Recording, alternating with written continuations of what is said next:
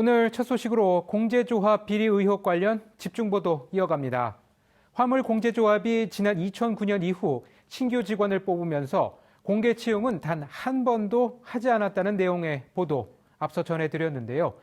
이 기간 100명이 넘는 직원이 모두 조합장이나 조합 관계자가 추천한 지인들로 채워졌습니다. 이렇게 오랜 기간 문제가 개선되지 않는 배경에는 감독기관인 국토교통부의 느슨한 대처가 자리 잡고 있었습니다. 임현철 기자의 보도입니다. 화물공제조합에 대한 2015년도 국토교통부 정기감사 내용입니다. 조합 측이 조합장이나 조합 관계자 등의 지인을 추천받아 임시직으로 직원을 뽑은 후 형식적인 내부 시험을 거쳐 정규직으로 전환하는 사례를 지적합니다. 감사 대상 기간인 2012년부터 3년여 동안 모두 80명이 이 같은 방식으로 채용됩니다. 당시 국토부의 감사 처분 요구서입니다. 응시자들에게 균등한 취업 기회를 박탈했다며 공개 경쟁 채용으로 바꾸라고 요구하는데 행정 조치는 주의에 그칩니다. 인사 관련 담당자에게도 경고 수준의 조치만 내립니다. 이렇다 보니 3년이 지나서도 채용 방식은 바뀌지 않았고 국토부는 2018년 정기감사에서도 똑같은 내용을 다시 지적합니다. 15년도에도 똑같이 했고 18년도에도 똑같이 했고. 그래서 18년도에 반 재차 지적을 한 거죠. 지금도 안 고쳐졌잖아요. 그런 부분은 저희가 다시 감사나 집행 실태에 대해서 확인하면서 다시. 사업부서인 국토부 자동차운영보험과에 공식 질의서를 보냈습니다. 2018년 감사 지적 이후 화물조합 측이 채용 방식을 공개 채용으로 바꿨다는 답변이 돌아옵니다.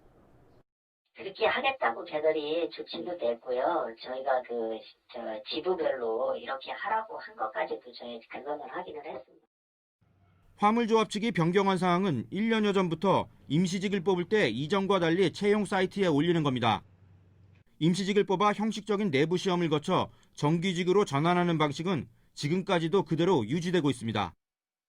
화물조합 내부 인사 규정은 공개 채용을 원칙으로 하고 있지만 국토부의 느슨한 대처 속에 조합 측은 지난 2009년부터 10여 년간 100명이 넘는 직원을 뽑으면서 단 한 차례도 공개 채용을 하지 않았습니다.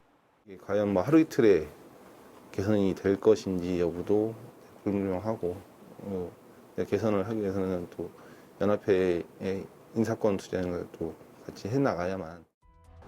국토부가 제대로 관리 감독을 하지 않는다는 지적은 전세버스 공제조합에서도 이어집니다. 2018년 9월 3일 16개 전세버스 지역 조합장들은 내부 규정을 무시한 채 자신들만으로 구성된 인사위원회를 엽니다. 회의에서 일부 조합장은 자신의 자녀와 조카 등을 심사 대상에 올려놓고 승진 임용시킵니다. 끊이질 않는 인사비리 의혹에 대해 조합 노조 측 요구로 국토부 특별검사가 진행됩니다. 국토부는 처음에는 인가한 규정과 달리 인사권과 예산권이 모두 전세버스 연합회장에게 집중돼 있다며 이를 환원할 것을 명령합니다. 하지만 공제조합 사측이 이의를 제기하자 최종 처분은 다시 강제 의무가 없는 권고 수준으로 낮춰서 내립니다. 정기감사가 올 때마다 실질적으로 공제 문제점을 다 드러내지는 않습니다. 그 이유는 뭐냐면 그다가 방어막을 칠 수 있는 어떤 역할들이 공제이사장들이 역할인데 지금까지 해왔던 역할인데 그 공제이사장 또한 국토부 관료 출신이기 때문에.